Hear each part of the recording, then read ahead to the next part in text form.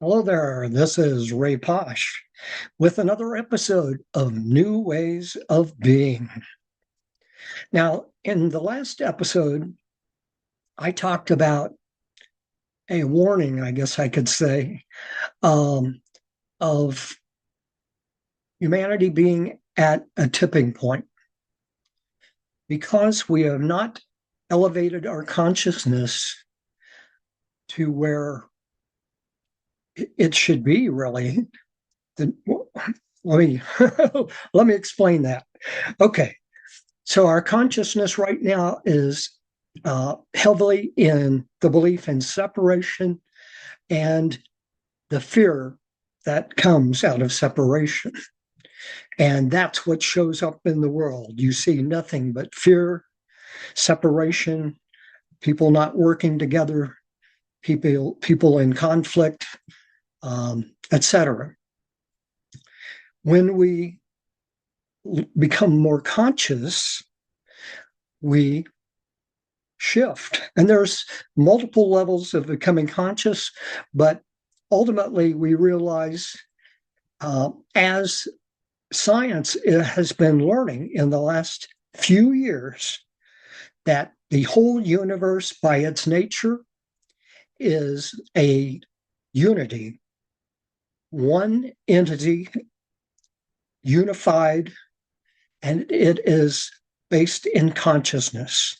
Consciousness is fundamental in the universe. We now know that. Science now knows that. Scientists have been given Nobel Prizes for coming to understand that. And that's very recent. That was in 2018 and 2022. And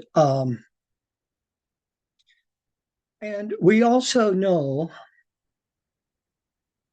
when we explore consciousness and really go into it, we learn that the universe is good. If it were not good, it would fall apart. It is good by its nature. Love is a unifying force in the universe. And in fact, the whole universe is conscious. Everything in the universe is based in consciousness. Now, I'm going to touch on that and explain a bit more of it today. But I've talked about this in many, many of my episodes, and they now know it scientifically. It has been proven to be true. And also, we now know that evolution, and that is evolution of consciousness, since everything is consciousness, is vital in the universe, and we can see it in the universe. The universe has evolved over what is a 13.8 billion years, and we can see that the Earth has evolved, and life on Earth has evolved, and it has evolved into sentient beings, which is us. All right, so I said last time, because we are operating in separation and fear, we are now at a very dire risk of failing in our civilization. And the solution to it is to become more conscious. As we become more conscious, we understand more. We see more of the world, and that we understand our unity more entirely, and our evolution of consciousness more completely. So we become more conscious by becoming more aware. That's the simplest explanation. Become more aware. All right. Now, in this episode, in the last episode, I said it looks dire. I believe that we can turn things around, but we can also, if we don't, we can fail, and all of our progress in evolution to this point can devolve into chaos and conflict, because that's what separation and fear produce, and in fact, it grows. We are demonstrating that all the bad things grow. It becomes more so until we elevate our consciousness. Any of the progress we've made in the past was made by becoming more conscious of the whole state of the world and the interconnectedness and the need to work together cooperatively and in unity and peace. So today I want to talk about the solution.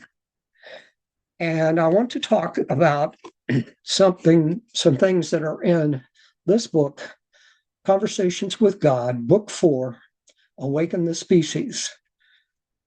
It was conversations with God that were channeled basically from God by Neale Donald Walsch.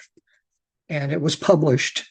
The contents of that conversation was published in this book. That particular part of there have been many other Conversations with God books as well. And today I'm going to focus on something that we can learn from, and that's it. In these conversations with God, God talked about highly evolved beings and what they have learned and how to agree. He talked about how, or she, God is not a he or she. God is all, a totality. God talked about if we want examples, we can look at the highly evolved beings in the universe and how they behave. So I'm going to read 2 chapters from this book. The first book talks about that very specifically, about how highly evolved beings differ from us in our current state of low consciousness. And I'm being and all inclusive in this. Humanity, 99 point more percent, more than 99% of humanity is at a low level of consciousness. There are people in the world. I don't know if it's approaching 1% yet, who are fully awakened and who have steadily grown in consciousness.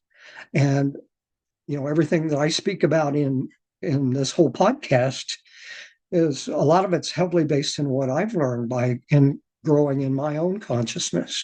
And there's always room to become more conscious. I'm not saying by any means that I'm perfect or that I know everything. But this is very valuable information. So I'm going to read chapter 13, which talks about that. And I'm going to read chapter 14, which talks about what science has learned in that consciousness is fundamental in the universe, and it's everywhere, and it's in everything. Okay, so let me proceed. And pay attention. This is valuable information. Chapter 13. God said, you may want to memorize this, or at least put it in a place where you will see it often. And he was specifically speaking to Neale. All right.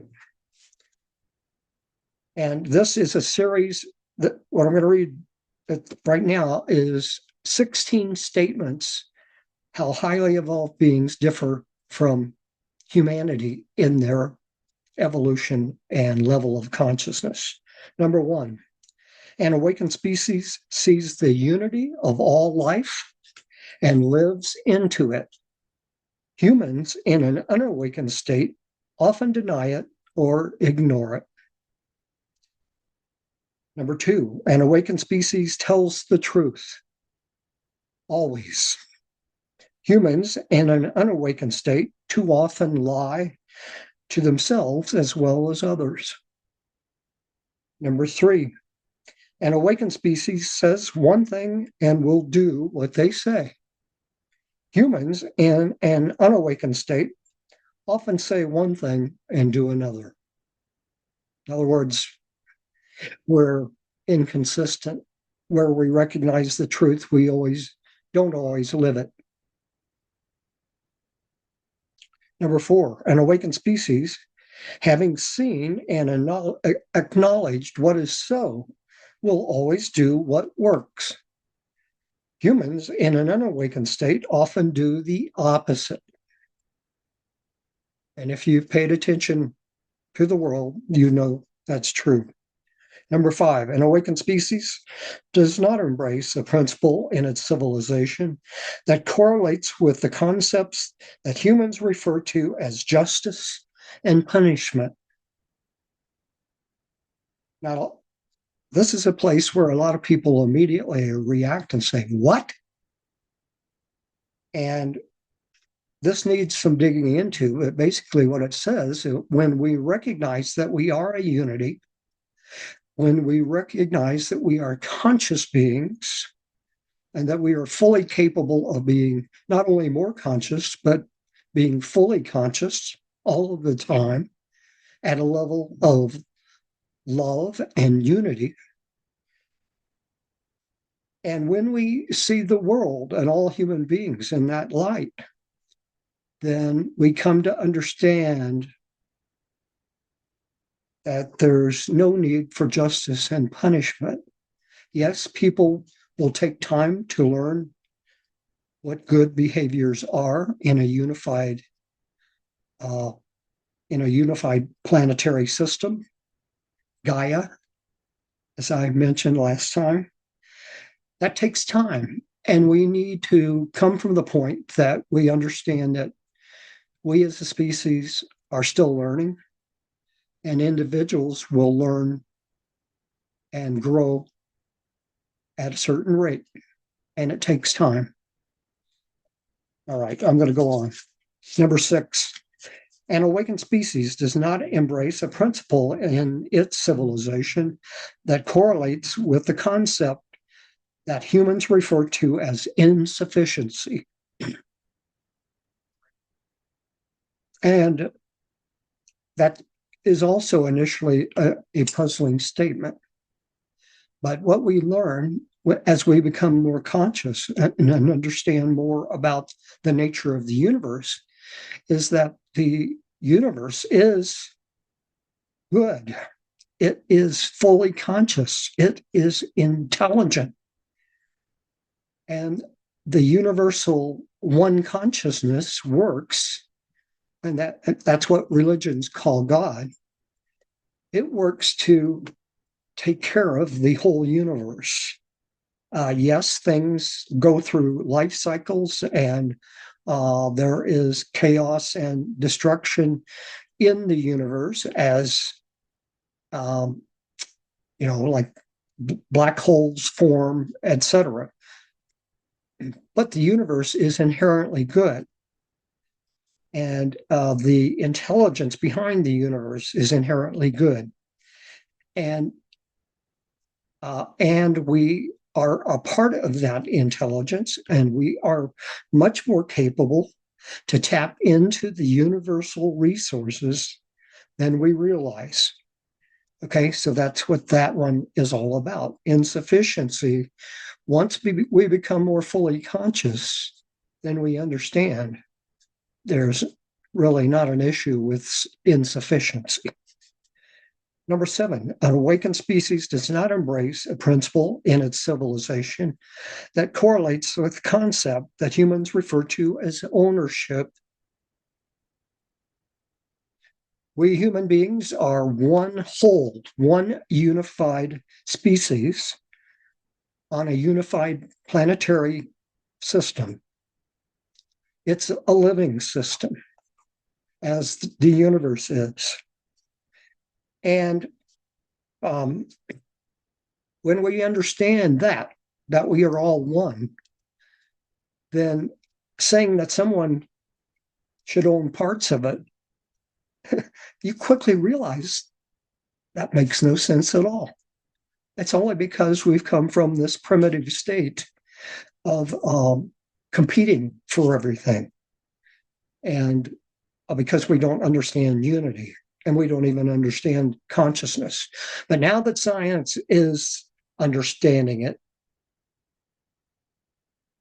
physicists and cosmologists are, and many other scientists are increasingly understanding the truth of that. So there's no need for ownership. Now, how we transition is going to be interesting, because transitioning from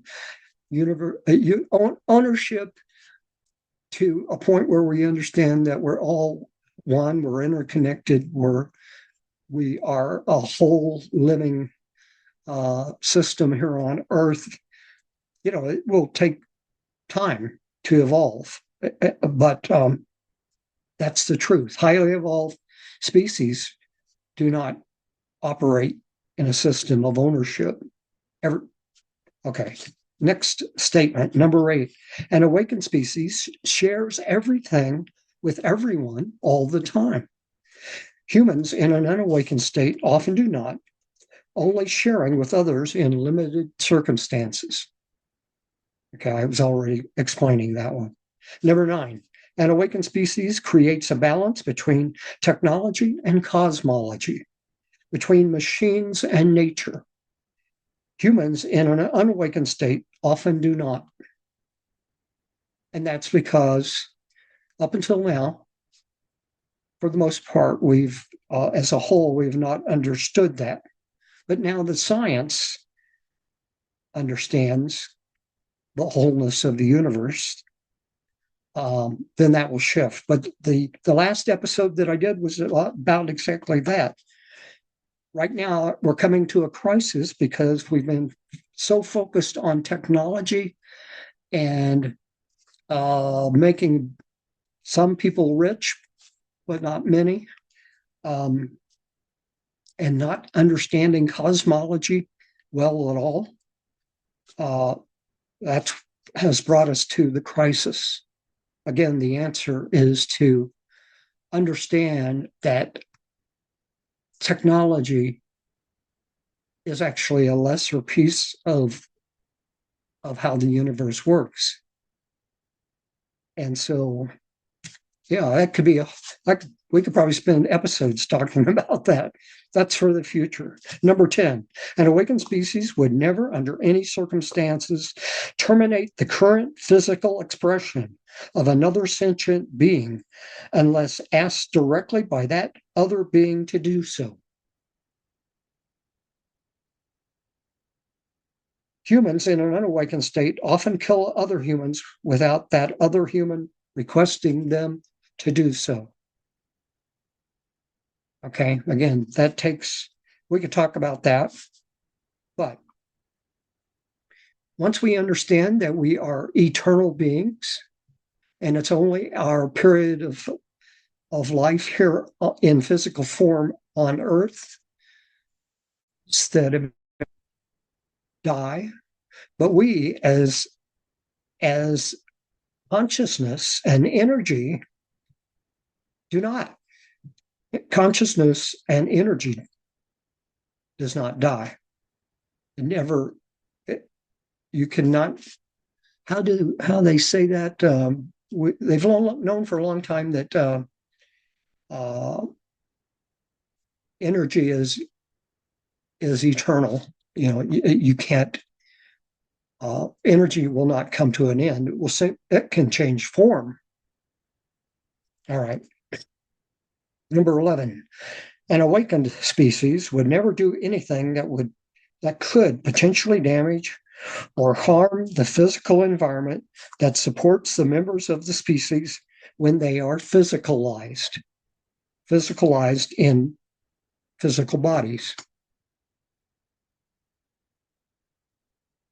Why would we? Why would we do anything to harm ourselves?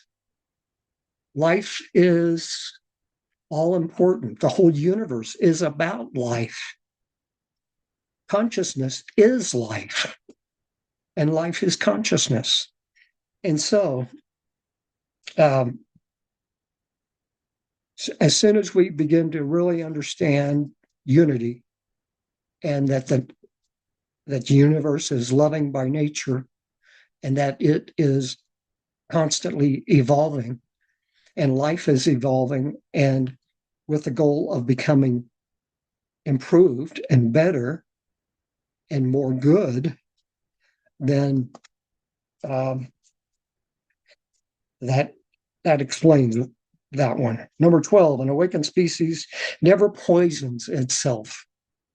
Humans in an unawakened state often do so. And that one's about we don't pay attention to what is good for our bodies. Once we begin to understand consciousness, we can go within. And in fact, we can simply test whether something is good for us or not. And we can immediately sense an answer. And so poisoning ourselves with tobacco or smoke or carcinogens of different types or drugs or polluted environment, polluted atmosphere, for example. We poison ourselves many different ways, and that one's about that. Number 13, an awakened species never competes. Humans in an unawakened state are often in competition with each other.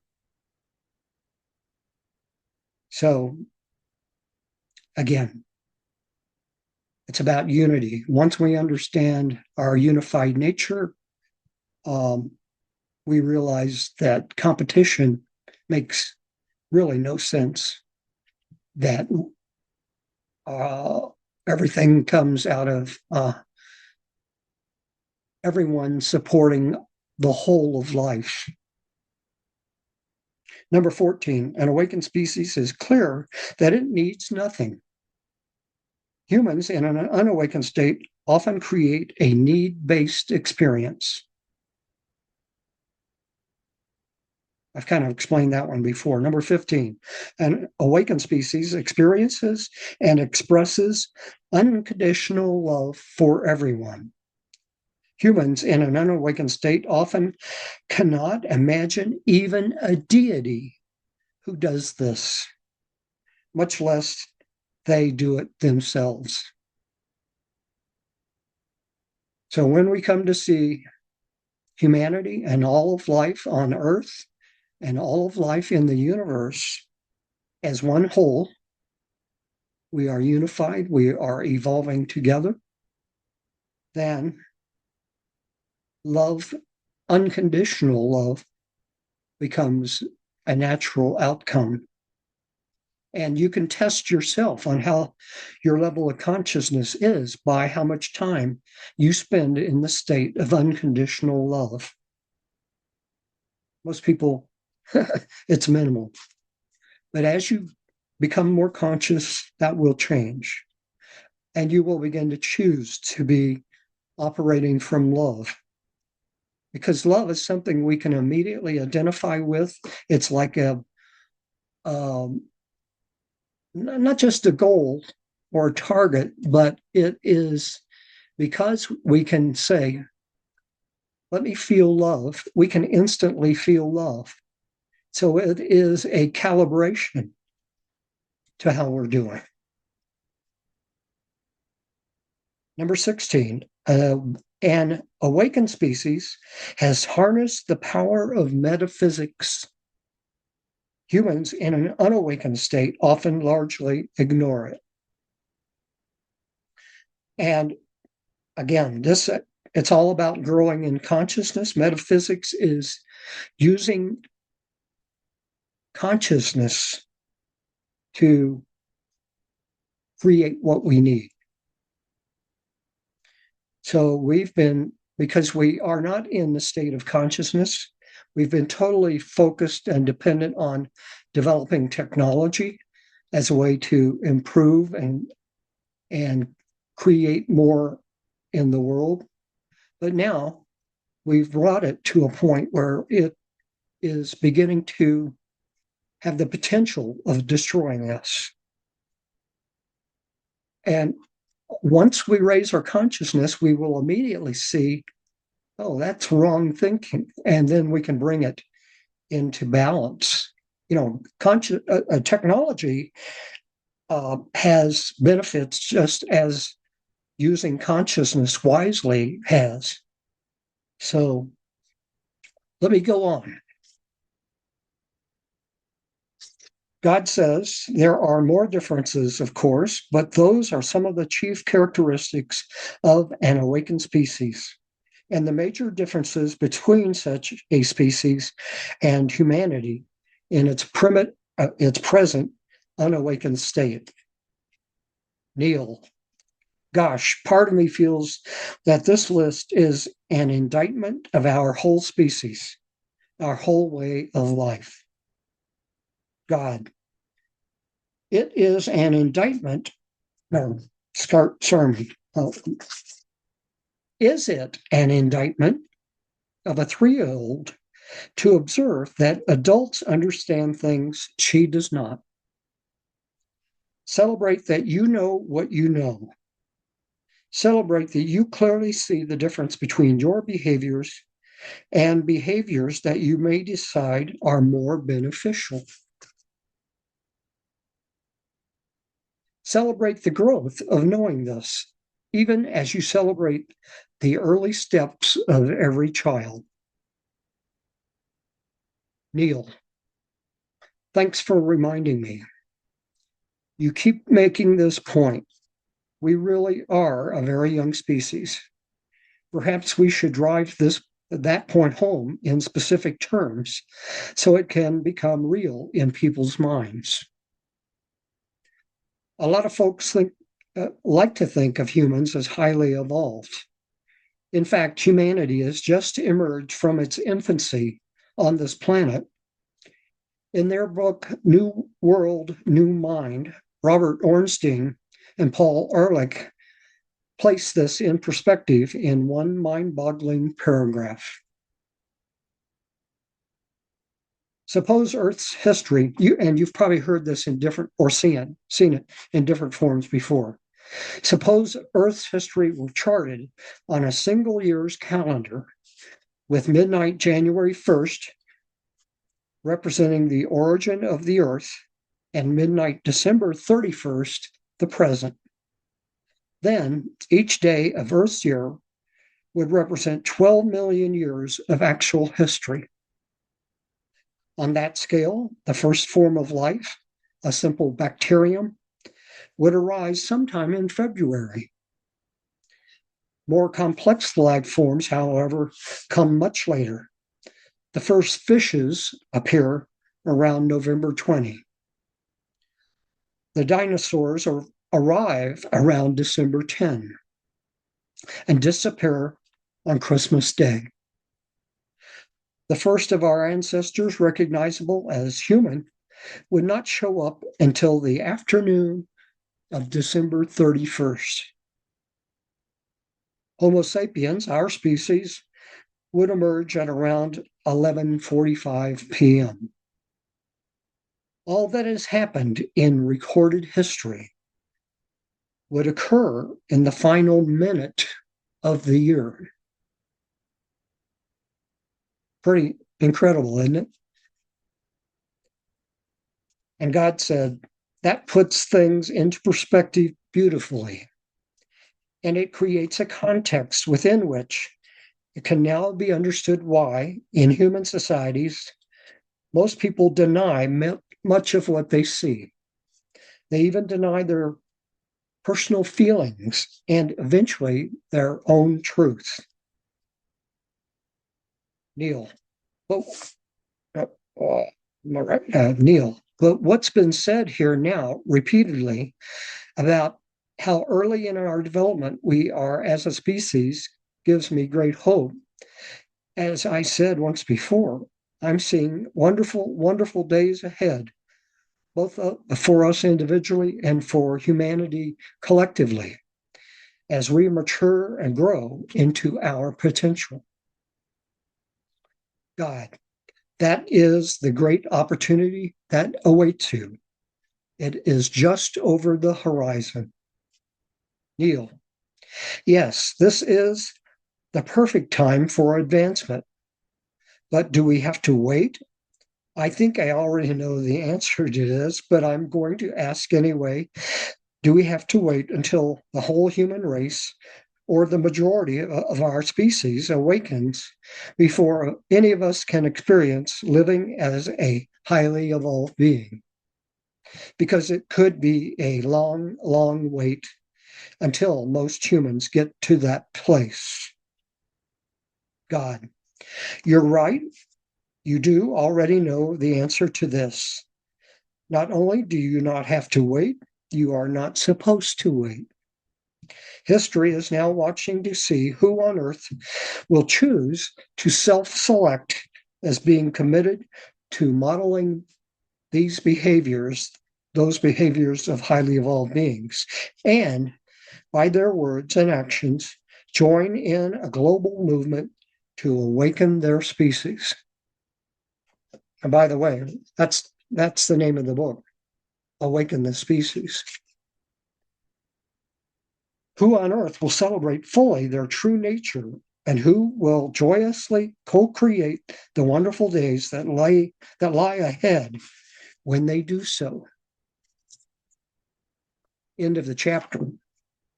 And on that note, I would point out that what should become the key thing is for us to begin to share an understanding that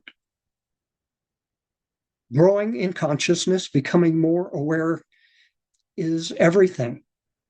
As soon as we do that, and as soon as we shift into the state of unity and love, into the consciousness of unity and love,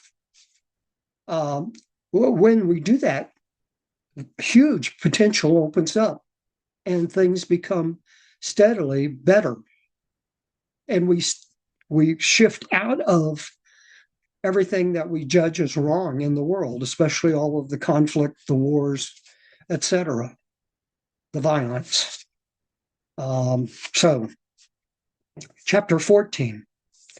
Neale said, I'm won over. I see now how much of this information about highly evolved beings can be useful and can help us as we work to awaken ourselves, or as you put it, to allow ourselves to know that we already are awake and to help awaken the species. And by that statement right there is referring to about things that were said earlier in the conversation, and God pointed it out. Yeah, this is about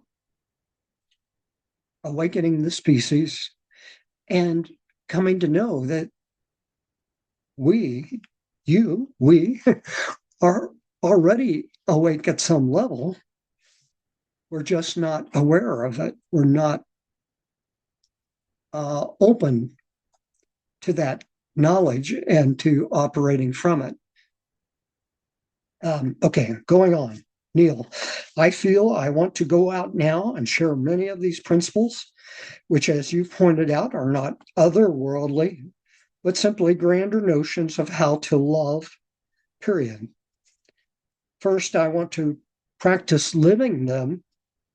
Then I want to share them with others. And that statement, that's where I've been for the last year or two in particular. I want to practice living what I've been learning and then share them with others. And that's what this podcast is about. Neale goes on, and I would love it if you would first offer a short commentary exploring some of the points on that list so that I can know what this all can look like in real terms as I seek to live them and share them in real life. God, I will be happy to. Pardon me.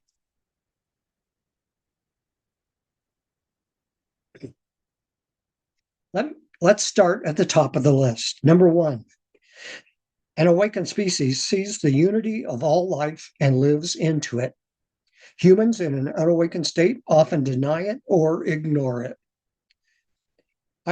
Highly evolved beings never question that all things are one thing.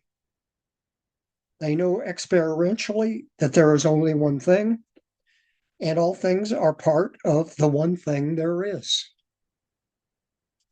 Because they exist in another dimension, they can actually see this visually, not just conceptually. They are able to view the submolecular structure of all things. They observe that there is only one energy in the universe, one source or one force, and that this source or force simply mixes up the foundational elements of which it is comprised, adding some and subtracting others, then alters the vibrational frequency of those variously combined elements to generate differing expressions of the essential essence. So, to be clear, where God says refers to one thing, that he's referring to one consciousness. When he refers to the essential essence, he's referring to the life force of that one consciousness. And when he refers to the source or force, he is referring to the power of one consciousness to create and take action. Going on. Neale said, I have called these differing expressions singularizations of the singularity, God, which is a great name for them because that is exactly what they are. All things in existence are created through this alchemy, which produces the recipe for the universal soup. The elements are attracted to each other through the conscious choice making of each element, impacted as they are by the combined energy of the essential essence comprising what we will call your soul. Neale, wait a minute. Consciousness exists at the elemental level? God, of course. What you call the elemental level is consciousness. Consciousness is the foundation of everything. Consciousness is the elemental level of everything in the universe.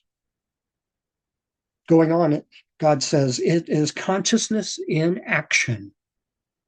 Every cell of your body acts with intelligence. You can't so much as cut your little finger without creating a cellular rush to the site of the injury to repair the damage. You think the cells of your body don't know what they are doing and why?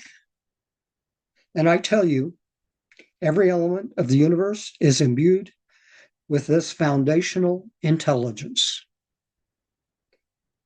Oh my God. That's what Neale said. God said precisely. Neale, can they talk to each other? Okay, talk is a funny word to use here. I'm actually asking, can the cells of the body communicate element to element? God, of course they can. What do you think thought is? Neale, thoughts are cells communicating with one another? God, that is exactly what they are. Do you know how brain cells work? Neale, yes, but when you talk about the brain, you're talking about neurons and peptides and somas and dendrites and all that stuff. The cells throughout our body are not like the cells of the brain. God, they aren't? Who told you that? Let me repeat, every ounce of life is imbued with foundational intelligence. Read that. Every cell, every particle, every submolecular element in the universe, period. Neale, then there must be a way that I can get the cells of my body to do whatever I communicate that I want them to do, like heal me from an illness, for instance. God, you are right if you are suggesting that the energy of your thoughts has an influence over the cells of your body. Neale, I remember learning of Emile Q, a French psychologist and pharmacist who introduced in the early part of the 20th century a process of psychotherapy with a foundation in optimistic and conscious autosuggestion. As an experiment, he invited people who were ill to repeat at least 20 times a day, and especially in the morning and before retiring, a simple mantra. And he said it in French and then in English. Every day, in every way, I am getting better and better. God and his results. Neale, a remarkable percentage of his patients got better. God, of course. Neale, my heavens, can it then be possible most of the cells of the body to, let's see, I left out a word there. My heavens, can it then be possible to get most of the cells of the body to choose the same thing most of the time? God, this is the same question you are asking yourselves right now regarding the rest of the people on the planet. Neale, it is. It is the same question exactly. And I think probably everyone listening to this has asked themselves, what's it going to take to get everyone to work together and make the world a better place instead of a worse place? And so that's what he's referring to there. God. And the answer is, it is possible through alignment. The choice to act co-jointly in unison and in harmony with each other is made by elements of life when there is alignment on purpose within the sector of area where those elements exist, like within the same atom or the same animal, etc. The cells of your body will act in unison and in harmony with each other when there is alignment with the soul on the direction each moment in your life will take. From a cellular level, based on the soul's agenda in that instant. He said the word femtosecond. Neale, okay, I had to look that one up. A femtosecond is 1/quadrillionth or 1/millionth of 1/billionth of a second in an instant. God, exactly. And your soul is the source of the energy of the essential essence that resides within you. So that emphasizes how important it is to connect with your soul, which is the part that is fully in touch with being a part of God, a part of the one consciousness. Neale, the soul is God in us. God, it is indeed, not just in thought, not just in word, but in deed. The soul is the expression, now individualized, of the being that is God. It is God being manifested. Now, God there is implying that he's not just talking about sentient beings. He's talking about all parts of the universe that are holistic in nature. And if you've studied holism, holistic nature is whole within larger whole within larger whole. So it is a cell of the body within the body, within the Earth system, Gaia, within the living universe, for example. Or you can look at it, you can find hundreds and thousands of examples. Neale, in our case on Earth, the soul is God being a human, and a human is a soul being God. God, exactly, precisely, absolutely, positively, manifestly. You have said it perfectly. And if you've listened to my episodes, you have heard me explain this many times. It was probably reading this book that had the biggest impact on me of anything in life. And I began to really get deeper and deeper into spiritual growth upon reading this and learning what I've been sharing with you. Now, let me just check something. This book came out in 2017. Neale, wow, this is really getting us more deeply into metaphysics than I ever thought I'd go. But I've got to ask, are you telling me that every submolecular particle of every expression of life in the universe has to be talked into something in order to do it?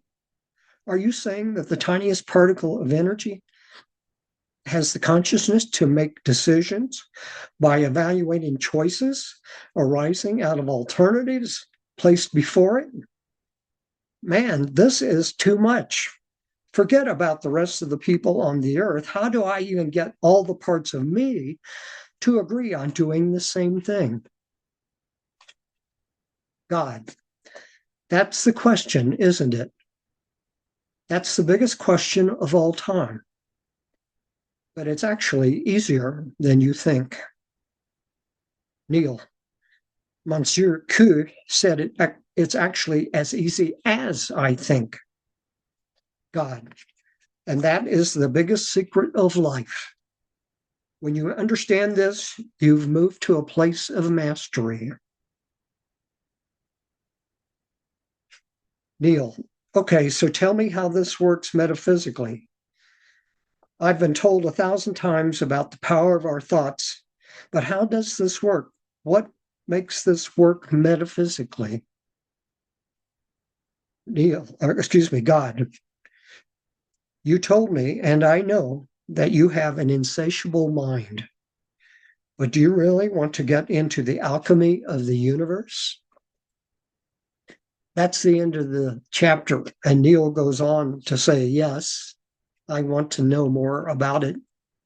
And so there are a number of chapters that dig more deeply into metaphysics and to highly evolved beings, and to continue, it continues the learning process of what the implications there are.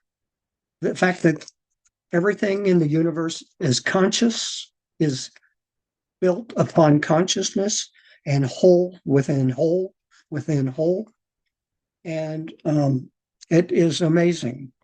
I recommend the book to you. Conversations with God, Book 4, Awaken the Species by Neale Donald Walsch.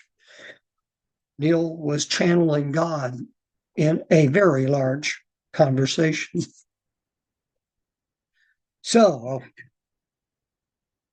that kind of summarizes this episode. I'm not going to say anything more. I hope you think about what you've heard.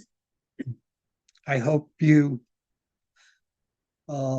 take it as an invitation to begin learning, to be more aware, more conscious, more tuned in to what God and the universe has to share and teach us with. And because, and I've been learning this in my own life, everything gets better when you begin to become more conscious and when you understand the foundation that everything is consciousness, that the universe is conscious, that unity and love are the most important things that we can shift our beingness to, shift out of fear and separation into unity and love. And you will continue to learn. It's a continuous learning process.